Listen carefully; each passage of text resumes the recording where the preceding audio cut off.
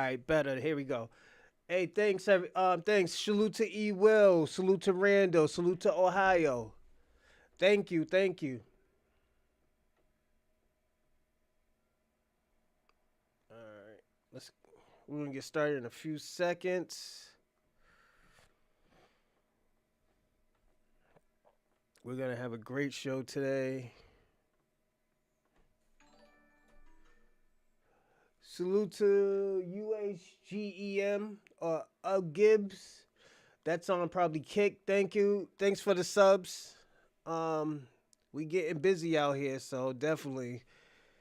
I made three. Thank you. Salute. Salute. Um, it's much appreciated. You know me, man. I always appreciate everything y'all do. Cause y'all don't have to do it, but y'all do it. Thank you. I do appreciate it. Um, but yeah, we're gonna talk about the victimhood mindset of the white supremacy today. Mostly, we're gonna be focusing on conservatism. I'm gonna throw ism in there because this is conservative. To be a conservative, it takes certain things. Um, but now looking at conservative, people's making their own chapters and their own narratives of certain things. And this is coming from both sides. It's not just conservative. It's liberals as well. They make their own names to certain things. Salute, Spence 49. Thank you for hopping on. But yeah, I'm gonna say this. We're going through a we're gonna go through a time, and this is why I always tell people all the time, let these people fight. You know, and I'm talking about through the savagery, everything. The white supremacy is gonna clear. The system is gonna clear itself. And the allies who are with the black community and stuff is they're gonna survive because they're staying out of it. All you have to say, I have no dog in the fight. This is between y'all. I have already said that, and like, look what's happening now. The people who were liberals were the victims, the ones who were saying that they were oppressed. They're the oppressor. I gotta really say that. It is funny to say because whoever thought the liberals will ever oppress conservative people? And when we talk about what's going on, this victimhood mindset, we're gonna dig deep into it today. We're gonna dig real deep into this because we gotta understand what is going on. What is going on? You know. Um. Let me find one more video and we'll be good to go, everyone. And when I say one good video, what we're seeing right now, I'm gonna be it's crazy. This is crazy, everyone. I have never in a million years would have thought I would see this shit ever. You know? Let me see what we got. We got one, two, three. We're gonna do one more.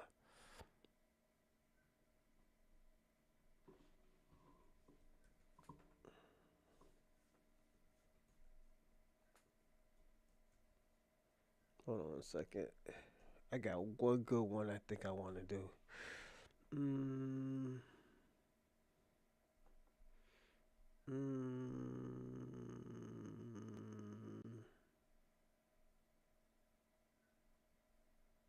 Oh, this man's getting his views up, huh? Okay. Mm. Salute. What's going on, FBA Convo? Salute, salute. Um,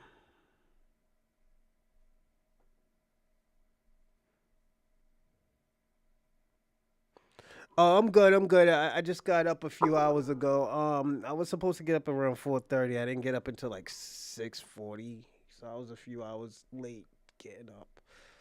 Um, I like to get up so I can work out.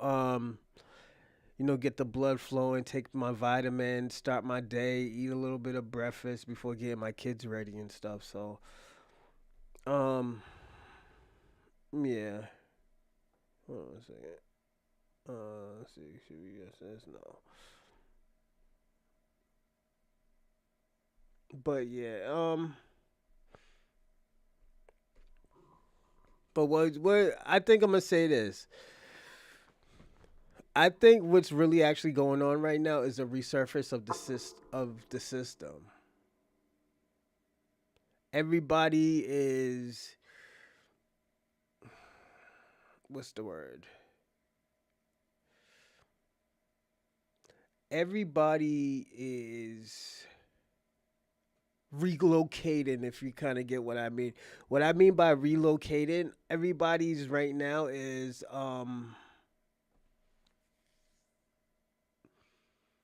they are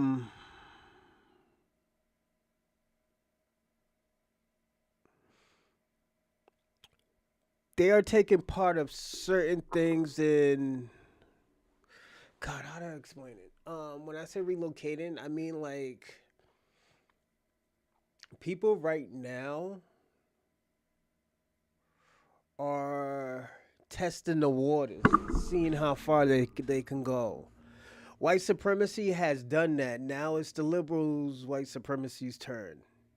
All the shit that the conservatives said about the liberals, and the liberals said, "Yo, why are you saying this to me? This isn't cool," you know.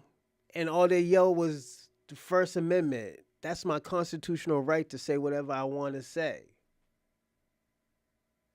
Black America has been warning both sides. You cannot say what you want to say. There's consequences to everything that you do. This is why if immigrants would have stayed on code with us, they would understand. If these bougie black folks would have stayed on code with black folks and listened to what we had to say. You didn't even have to agree what we have to say, but just listen. Listen to what we had to say. This shit would have never happened. This shit would have never went sideways. I'm being personally honest. This shit would have never went sideways. You know? But it's coming to a point that this needs to happen. This needs to, you know,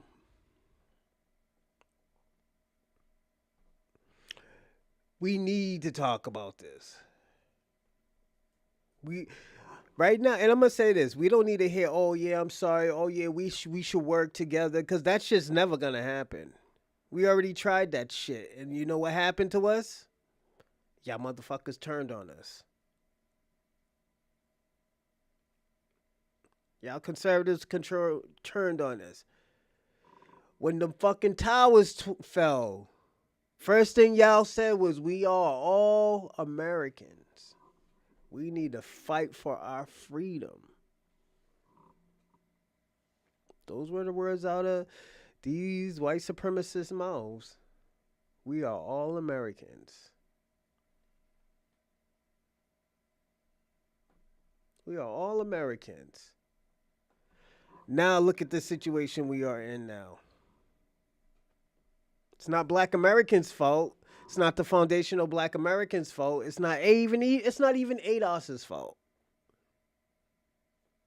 It's the boulets, the bourgeoisies, these white conservatives, these white liberals. We knew this shit was gonna happen. We knew, and I remember, and I told people, "Yo, this is gonna be a very interesting year." People don't understand. People, I'm gonna say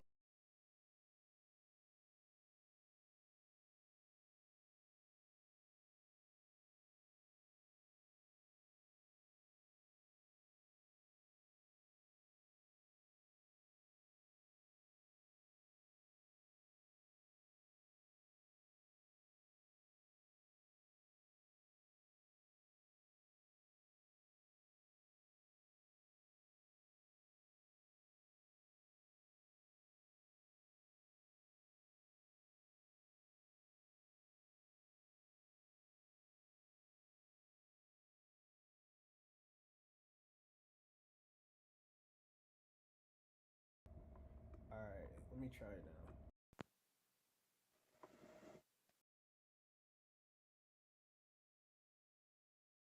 Oh, my joint fell out. Oh, there we go. My joint fell out.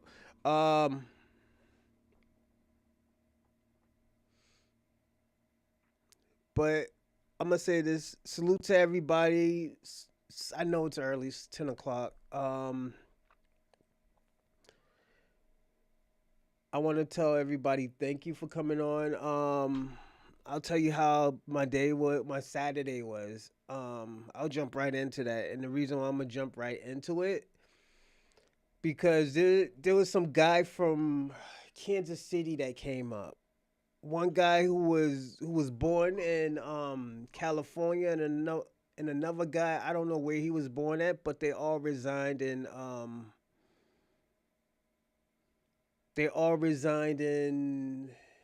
Kansas City. And and I'm gonna tell everybody this: there are other reparations that are all over the United States. So don't think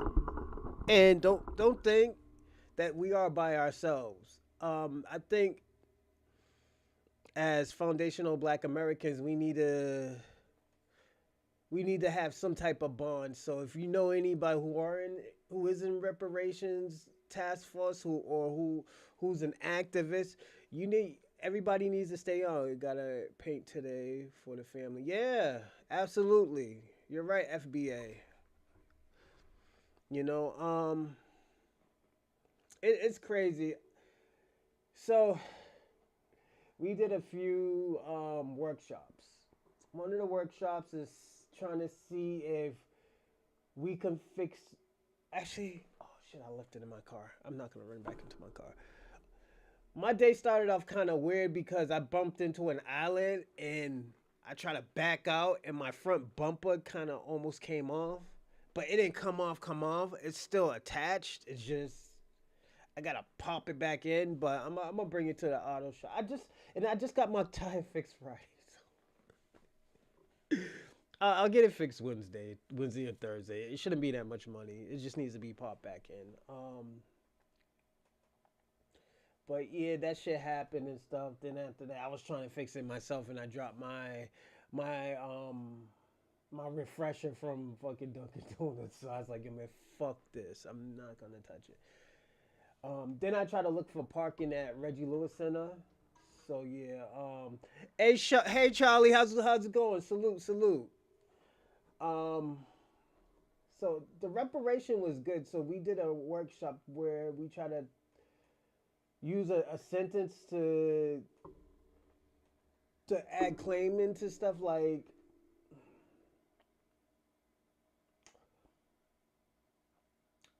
I'm gonna say this.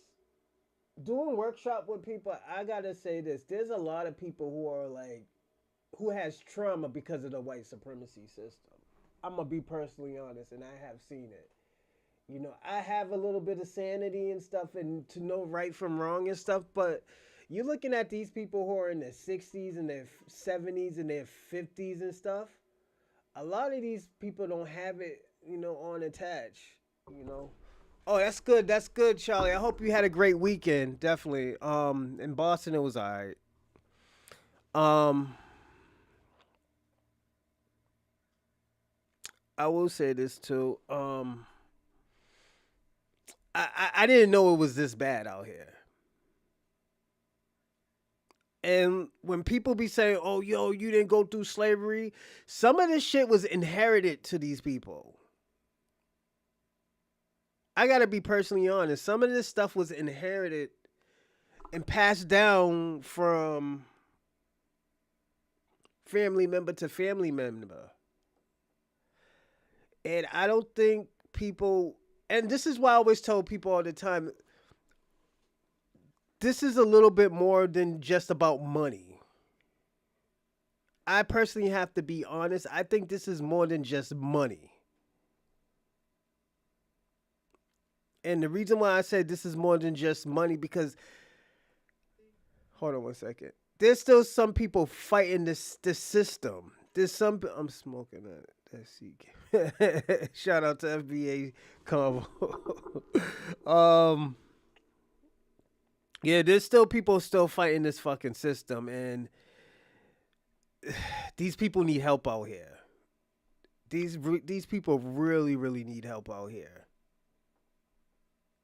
And I'm gonna be personally honest. What America has done to Black America, they need to take responsibility for it. I feel like, and this is just how I feel. I feel personally, they do need we as a group of people need reconstruction. They need to fix this community, but at the end of the day, the way how demonic these people are, and I gotta be personally honest, they are very demonic. That they're not gonna do right with I tried hold on. I tried to say that and it was blocked by YouTube. Oh shit, yeah. You'd be surprised. Motherfuckers be trying to block people. They're very demonic out here, everybody. Yeah, we need a lot of healing from this trauma. Like, and I was just looking at I was thinking about the Charlie Kirk thing. Mayo on Mayo, violent crimes, getting out of hand. Yes, yes. But I'm gonna say this. Don't you see how they just stopped it right before it even got crazy, or even got before it even got crazy, and people just started losing their jobs. They try to control the atmosphere and stuff like that. But with us, they put all these pictures out here of us dying, being hung by trees, fucking cutting off our dicks and stuff, and just doing some foul shit to us and stuff, and like record all of this. But they won't do it to their own kind. This is why I always tell people all the time,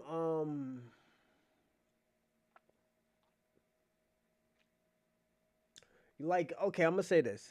Yes, we need money. Yes, we need policies and bills, but there's certain stuff that we're gonna have to do ourselves.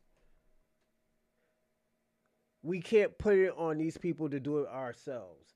And I was telling people in my group, when these people, and I'm telling you, when I say these people have trauma, one lady was talking about, yo, I want $800,000 in reparations. Then when they asked her, what are you gonna do with $800,000 if you get that? You know what she says? It will help me. That's all she said. I was like, oh my God, this girl crazy? $800,000? I think, yeah, we deserve more than that, but I know we're not going to get that. I know we're not going to get that. So we have to be some type of reasonable.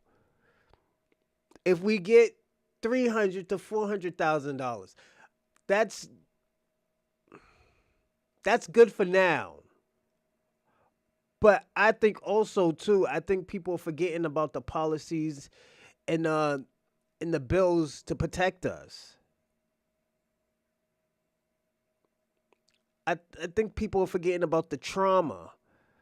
Hey, white man, crash out on me for saying white people, man. I mean, they created. They did Rando. Reaper, did you break down that? Oh yeah, we're gonna do that probably Wednesday. Absolutely, we're gonna do that Wednesday morning. I seen it. I watched it. It was good. I don't think Pierce Morgan wasn't ready like most people are. You know, that's why he was cutting them off, going into next topics and stuff like that. Yeah, it gets crazy. YT on YT Quan at weddings a couple of days ago. Yeah, shit's getting crazy out here for them. Let me tell you something. They're being exposed for who they really are.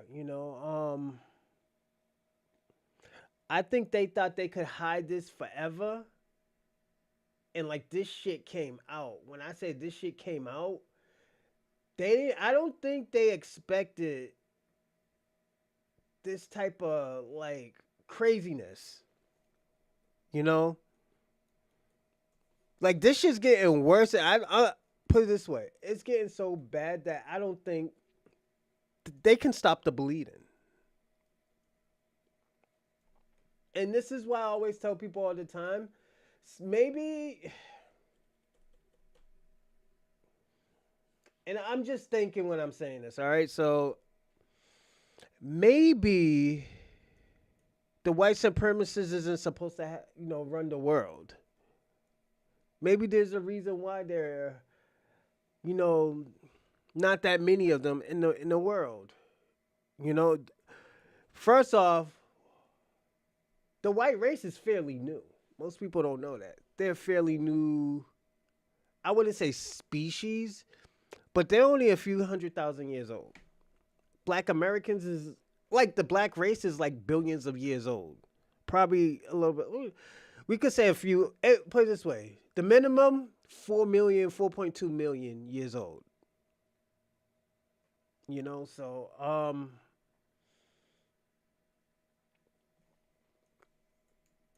having them run, it's like having somebody run the world. It's like somebody at your job who became a supervisor, who just got into that position, who just started learning about this type of job. You'd be like, yo, why the fuck this man got this position and he knows nothing about it? It's coming to like situations like this. He don't like Tariq for sure. Yeah, he doesn't. Who is that? Amazing Lucas? Yeah, their ideologies is a little bit different.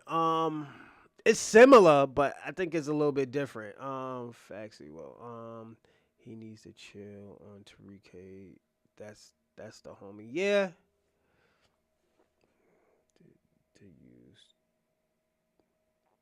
Nah, I'm gonna say this about Amazing Lucas.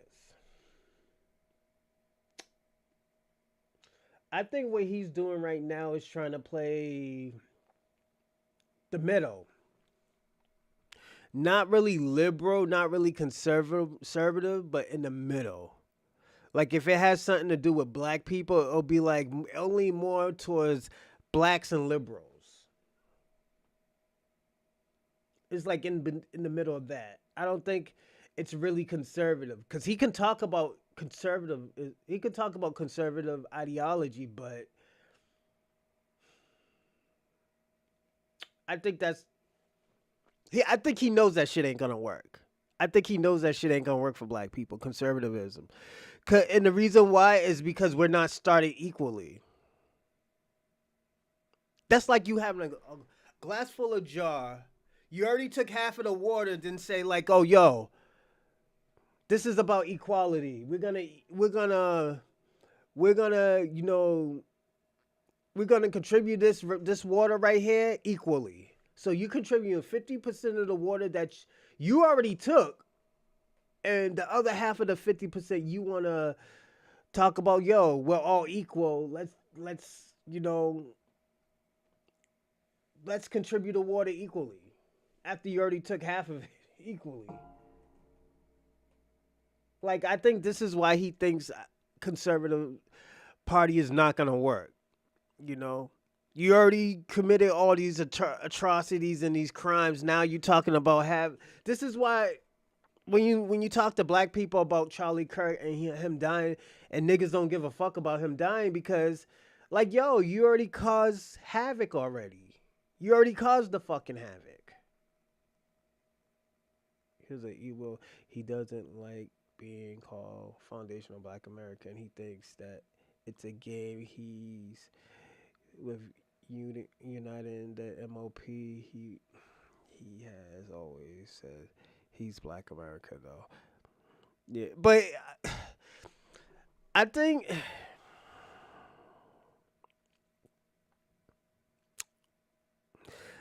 Amazing Lucas too. Charlie, I'm gonna add more on to what you're saying. You are right. I'm gonna add more. I also think he he wants to unite everybody. That shit ain't gonna work. That shit ain't gonna work. Um, cause and the thing about it is cause when he was talking about Charlie Kirk to Pierce Morgan, he was throwing everybody in there. He was I'm conservative when it comes to men playing with women. Yeah, of course.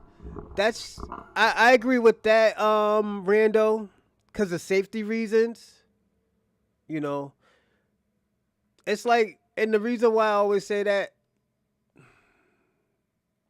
Oh, thank you, FBA. Salute.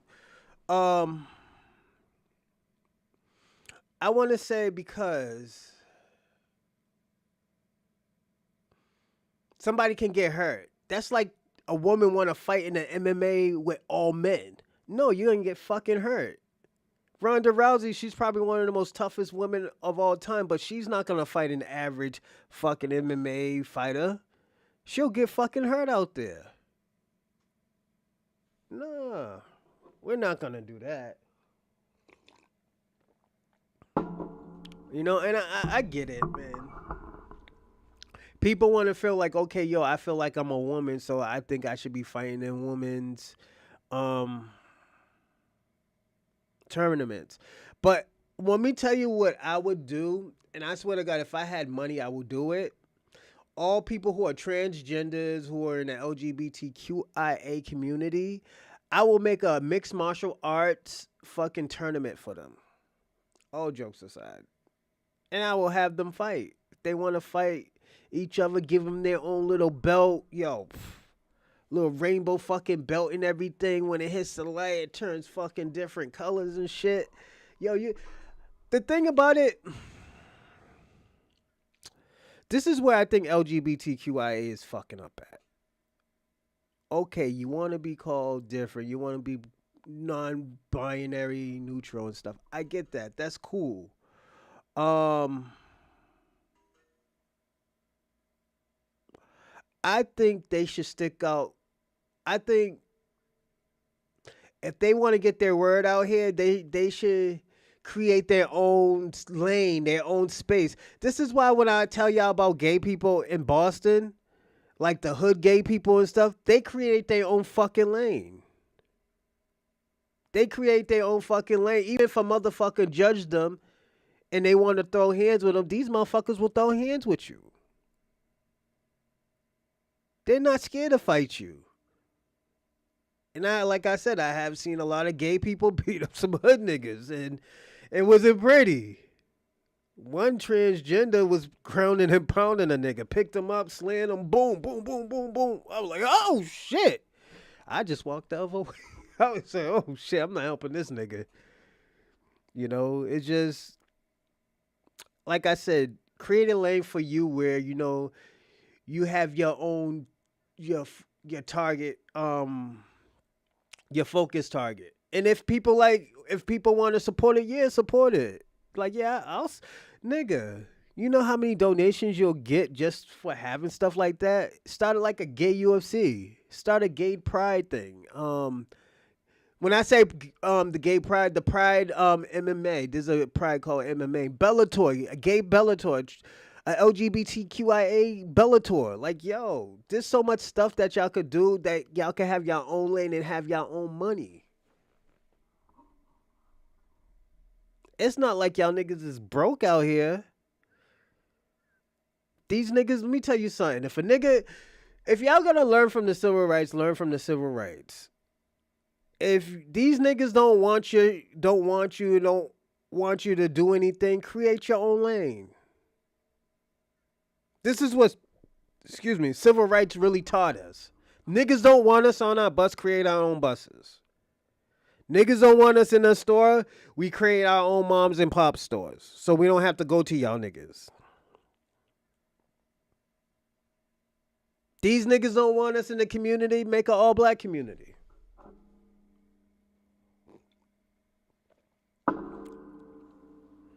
This is what y'all gay motherfuckers could be doing right now. Stop fighting to be accepted by these niggas in here. These red pill niggas that y'all don't even like. Y'all don't even like these niggas.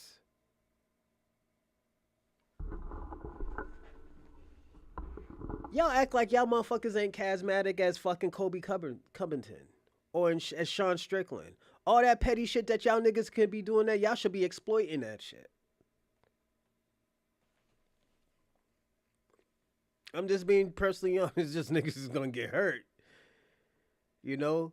And we're talking about if you're transgender and stuff like that, yo,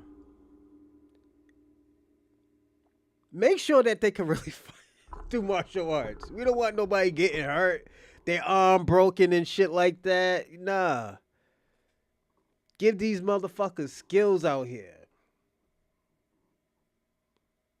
Oh, have a gay DJ playing fucking what's her name, Kim something. Yo, hot. Yo, free. Yo, did it.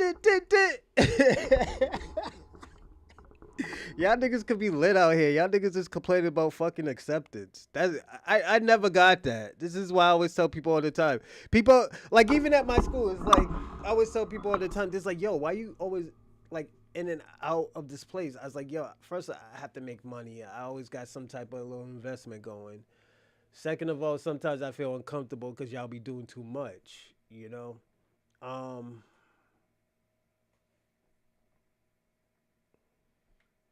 it's just this is the things that we have to worry about with people. You know. And this is why I always tell people all the time, you just gotta be careful, move cautiously. Like, yo, let me tell you, the gay community or the LGBTQIA community could have had their own shit, you know? Like, fuck it, nigga. We don't need y'all niggas. We do our own thing. Go get some sponsors. You know, a lot of gay people will sponsor you, so it's not like, y'all niggas gonna be out here in the dust. All y'all gotta do is find people who knows martial arts, who does mixed martial arts, who is gay, you know? Pay your trainers like you do for MMA. Then after that, when the shit starts going up, nigga, y'all start making crazy money. Hell yeah, if y'all niggas want to wear a dress, nigga, wear a dress. Fuck it. Real talk. That's why I say, yo, let me get my hand on some money, man. I'm opening up a gay UFC. Yo, real talk. I'm opening up a gay UFC. Have these niggas fight.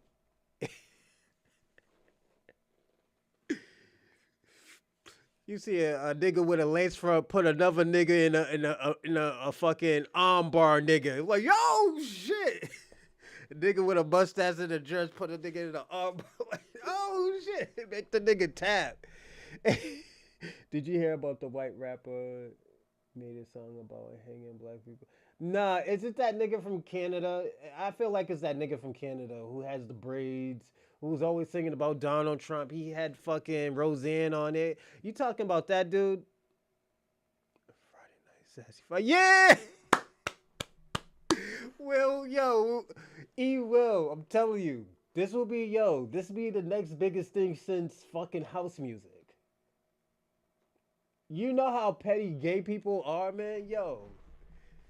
People, let you have on some wrong shit. Oh my god. That nigga's gonna be more that gay people are more petty than niggas gay people are more petty and haters than fucking Harlem niggas. Them Harlem niggas is haters. And I love Harlem, but them niggas is haters out there. Them niggas is haters, but yo, them niggas is funny. I love Harlem. All jokes aside, let you have on some foul shit, some wrong shit. Gay niggas is gonna talk shit about you. I seen an undisputed channel. I don't think it's the same dude. The dude sounds country. Yeah, some country niggas. I will tell you this with these country niggas, yo, they're very conservative. I think some of these conservative niggas down south, they believe in some of that bullshit because you got to look at it. Some of them niggas got picked on by black people, and you know when you're little kids, this is the shit that we do. We just be making fun of people, you know.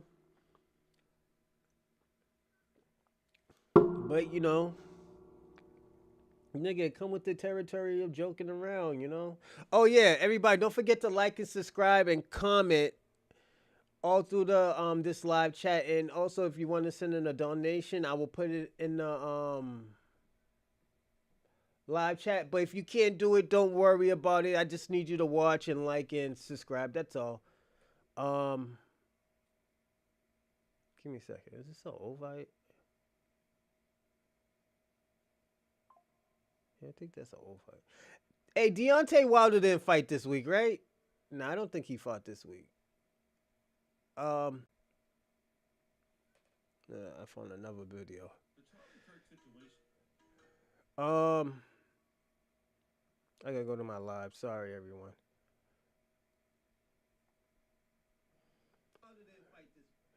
But yeah, it be just jokes. White people can say what they want. Yeah. Like, and the thing about it, the reason why black people be joking around is because to make us stronger. Because we can't just be going out there doing some dumb shit. We crash out and stuff. We be fucking hung on the tree like an ornament. No, you can't play like that. So this makes us stronger and stuff. This show, if you break, you start, crying or you get tough with another nigga, you lose. It's not always about who has the best joke. It's just if you can handle it. You know, it has always been about that. Give me a second, everyone. I'm almost done. Like that's a part of our culture. This is why I always tell people all the time: if you don't really want to fuck with us, just don't be a part of our culture. Fuck it. We don't really need you like that. But yeah, this just it just I always tell people all the time there'd be just too much shit going on. You know,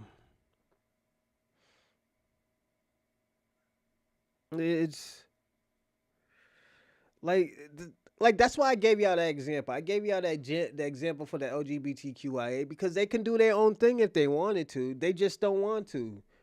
They want to control, but at the end of the day, don't control something you partially built. Build your own shit and show them how powerful that shit is. Show them how smart you are that you don't need them. They need you. You know. One thing I was always good at people owing favors to me and people always needed me. You know. Let me see what Randall said. Give me a second. I seen a cat get roasted so bad he went to fight. Yeah. Sometimes that shit turn into gunplay. You be like, yo, how the fuck does shit get into gunplay? You know? What was the worst that this nigga said to you? Then when I'm gonna tell you the funny part. It don't even be the nigga it don't even be the shit that the nigga says. It's just on and on and on going and he just couldn't deal with it. Like he couldn't deal with it. His feelings was hurt. That man's feelings was hurt. He didn't know how to feel. So yo, why they keep picking on me? All right, there we go. Yeah, niggas' feelings is just hurt. Like yo, you can't be like that. Come on, man. You know,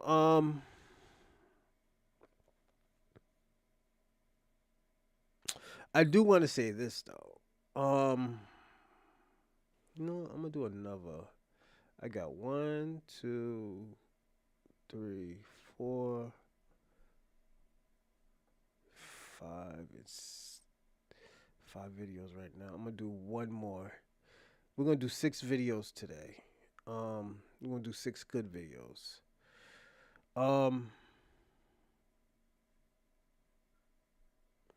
but yeah, this stuff is victimhood mindset, man. You can't get mad about shit like that.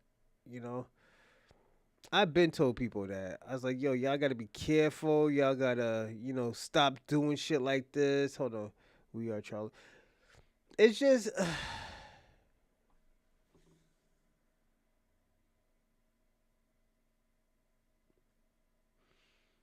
I'm gonna say this.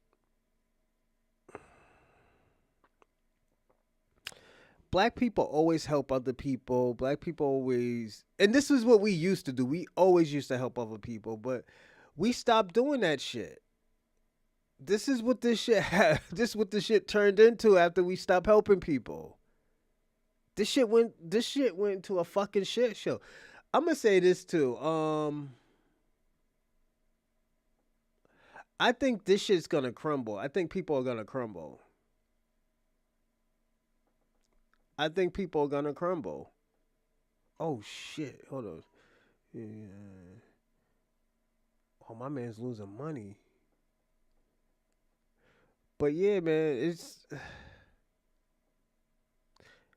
Niggas is losing money out here, man, and everybody's was. Let me see what this is. I am a white Christian. The willful ignorance and hate is blowing my mind. They can't even hold the thoughts in their mind.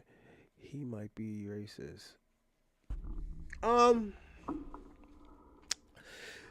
Shout out to you, Starch Manning. I want to say this.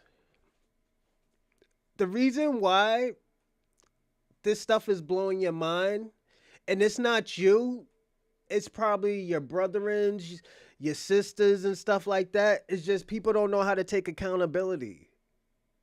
Like when shit is wrong, the shit is wrong. Just say, "Oh yeah, my fault." I thought this would work for everybody, and it just doesn't work. There's nothing wrong with saying that. You know how many times black people was wrong about stuff, and we say, "Yo, that shit didn't work for us. This shit actually hurt us." We actually said that. We even said that about certain parts of the civil rights, that some of that shit didn't work for us and it backfired on us. We're comfortable with saying that, and give me a second cuz I got one more video and we good. Hold on.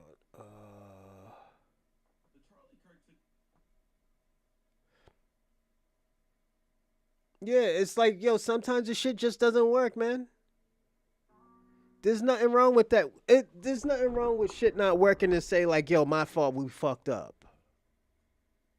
Or my fault, this was a bad idea. One thing I respect about Bill Clinton, just Bill Clinton, and I don't really respect Bill Clinton as much, but at least Bill Clinton said that he fucked up when he did the three-strike rule. All those black people who went to jail, all those brown people went to jail because of that law he pulled out, and he apologized. He apologized when he got it from the NAACP awards. When these motherfuckers thought he actually really helped. He admitted that he fucked up.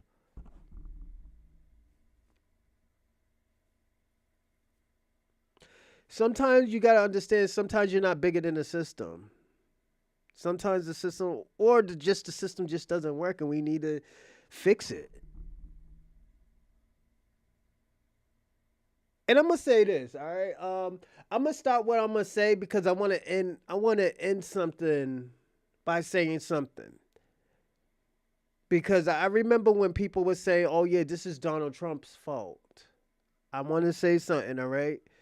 I'm gonna say yes, you're right, and no, you're wrong. But again, this is where we're gonna start.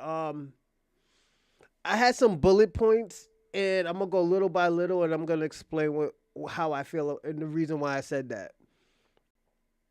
The first bullet point I have is the conservative party's agenda that they pushed. If you notice, when Donald Trump became president, the conservative was pushing this red pill agenda. It was a red pill agenda. Let men be men. Red pill is about masculinity, men equality. This is locker room talk. It put out a picture for us to see that, okay, you know what?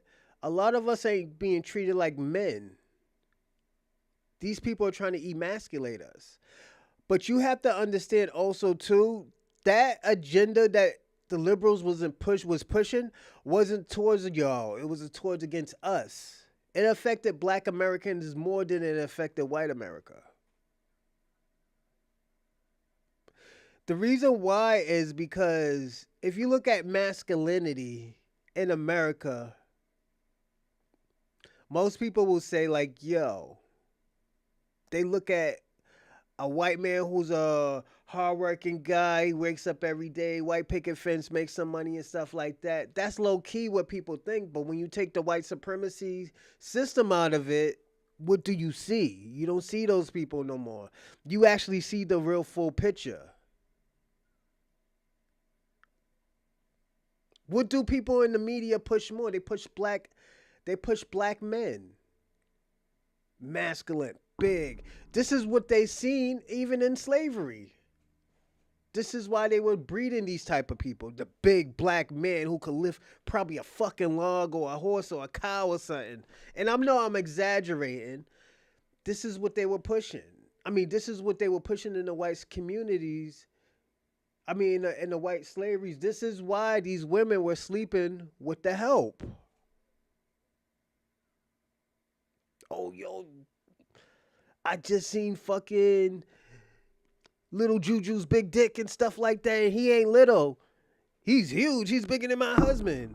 This is the shit that they were saying in these times. Like, yo, it got so bad that these white women had brothels for them getting fucked by black men. I'm being personally honest. These low key, these freak fests and stuff. There were women out here really wanting to be fucked by these type of men. But at the end of the day, a lot of these women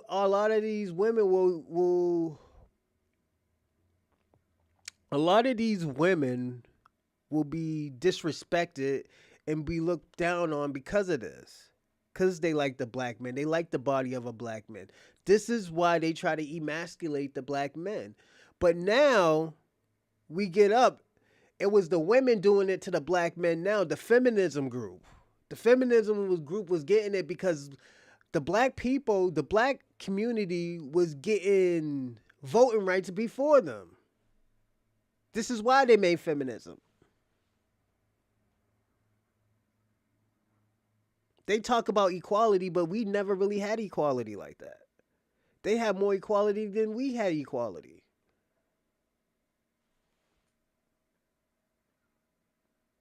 This is why I always tell people don't listen to that red pill bullshit. I've been saying that shit for 3 years, 3 to 4 years. I like, don't listen to that shit. These niggas don't know nothing about women.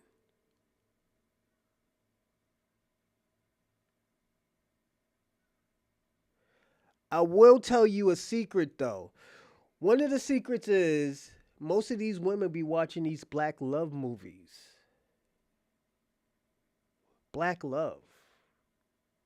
When these women see the black love, man coming home from work, man just lifting you up, just kissing you. How you doing, baby? Oh man, been working hard all day. Oh, I gotta cook dinner. Nah, baby, don't worry, I get it. Don't worry, baby. Sit down, relax. I get it. A man who want to reason with you. You know, this man's having a hard day. You want to be an alien? Oh, baby, you'll be all right. In those white communities, you can't do that type of shit. A man gotta be a man. A black man knows, oh, yo, this is a team effort. I know I can't do this without my woman. This is why everybody loved that black love. This is why everybody wants to go to black men. This is why people love black women. It's that aura that gets out of it. Not the white bougie women, but the black women, the soul women. They want that. So let me tell you something.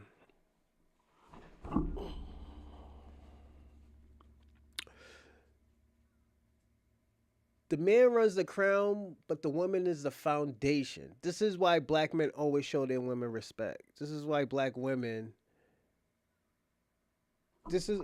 always show their black women respect. This is why black women always wanted to respect that man because at the end of the day, he knows how hard it is for him. She knows how hard it is, and how hard he works. How hard he get as much as he works, he only gets half of the fucking credit.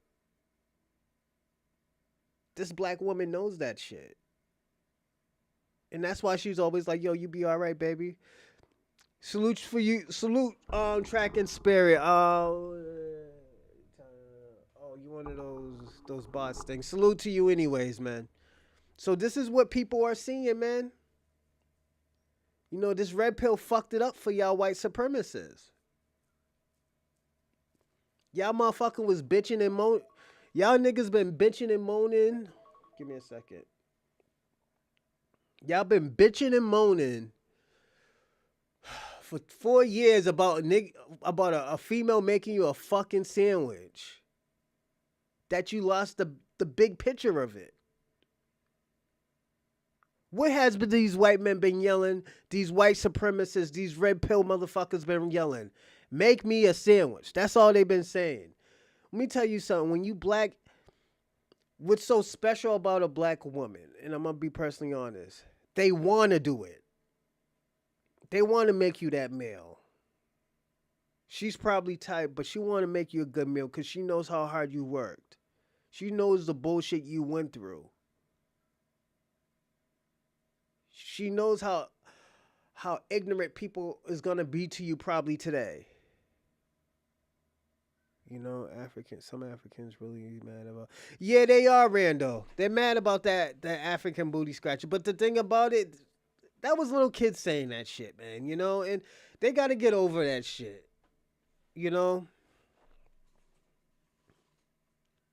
But yeah, this is why a lot of people go after black women and black men.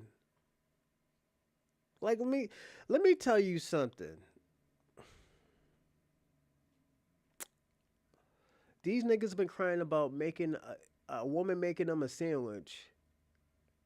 Low key, there were women out here making meals, talking about I want to make my man a meal. I want my man to eat healthy and eat well.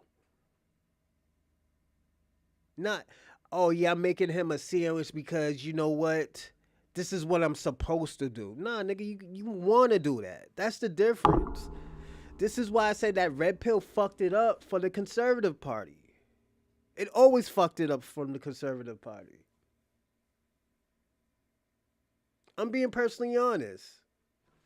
Something else I have is the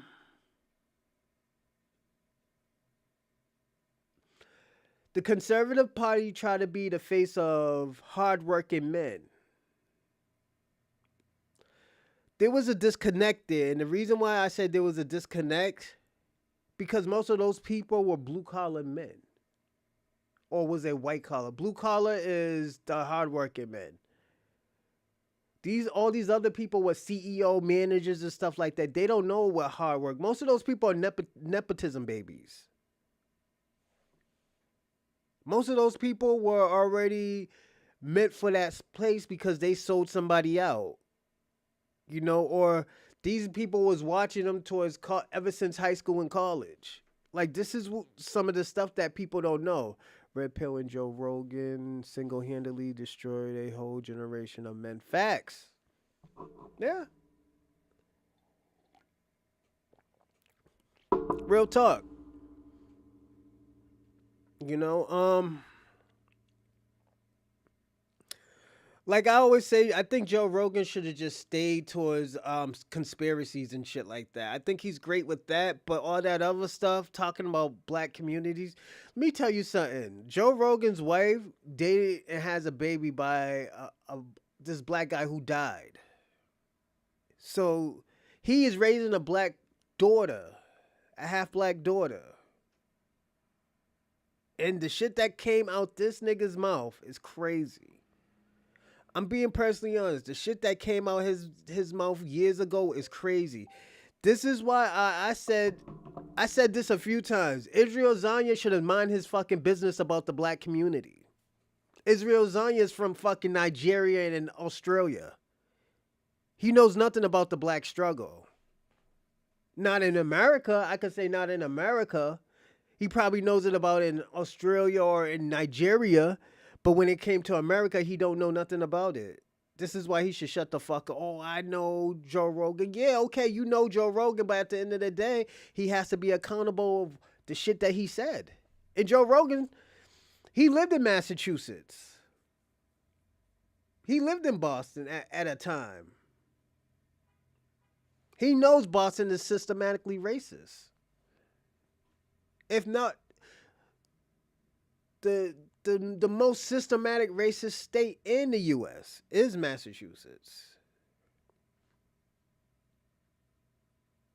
I'm just being personally honest.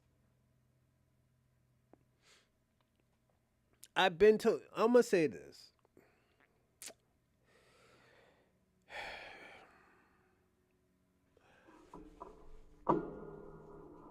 Some of these people who be talking are not even qualified to be talking. This is why I always said, you know what? Tariq Nasheed has made a great point, and people should not be mad. I am unqualified to talk about Africa. I have never lived a day in Africa. Don't want to live a day in Africa. No, no, I don't even know nothing about the African experience. I know one thing they can't be talking about the black community because their shit's fucked up.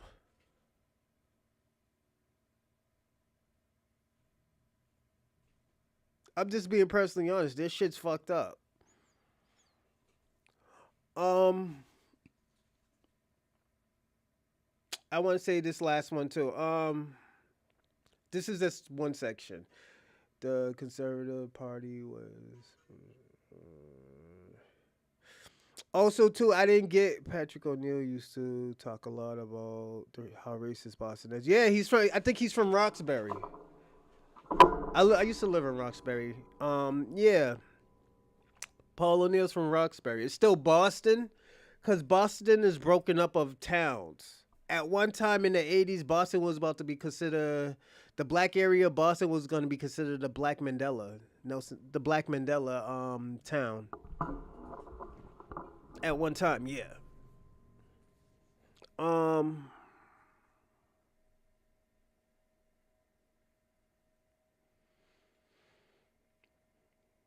I want to say this. I think also too, America. I mean, these conservative parties fucked up about the American dream.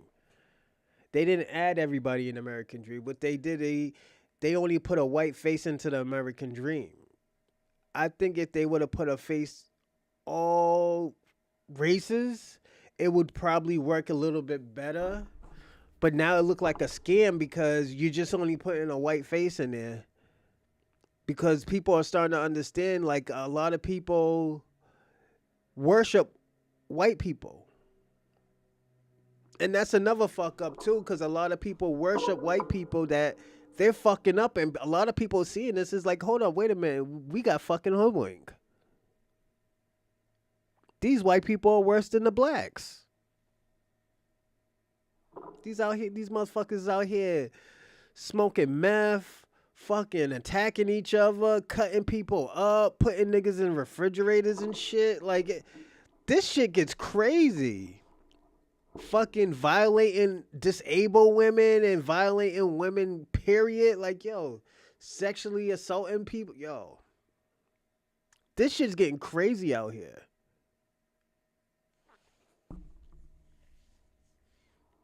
It's crazy out here. Give me a second, everyone.